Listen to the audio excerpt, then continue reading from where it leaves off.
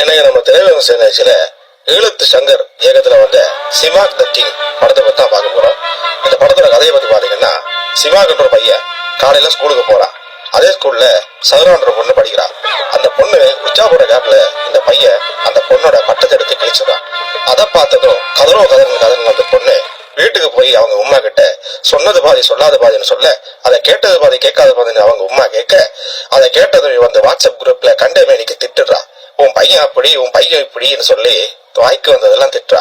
அதை கேட்டு கடுப்பான சிமாக்கோட அப்பா, என்னம்மா என் பையனையே திட்டுறியா, இந்த பாடுன்னு சொல்லிட்டு பதிலுக்கு 4 வார்த்தை அவரை போட, இப்படியே குரூப்ல கலவரம் மாறி மாறி போயிட்டு இருந்துச்சு. இதெல்லாம் பார்த்து வியப்பான ஆடியன்ஸ், என்னடா படம் இப்படி பரபரப்பா போகுது, அடுத்தது என்ன நடக்கும் இருக்கும் போதுதான் என்று கொடுக்குறாரு நம்ம கோழிக்கடை மன்சூர் பாய்.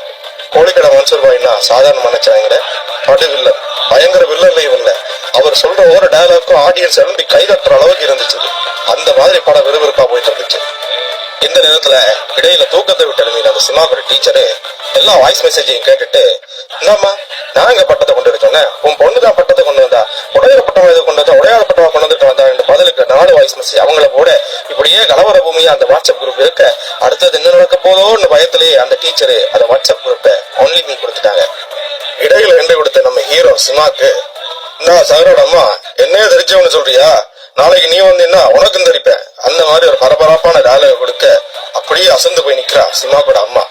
அப்படியே அந்த படத்துல கதையை முடிக்கிறாங்க. நெக்ஸ்ட் பார்ட்ல சந்திப்போம். நன்றி.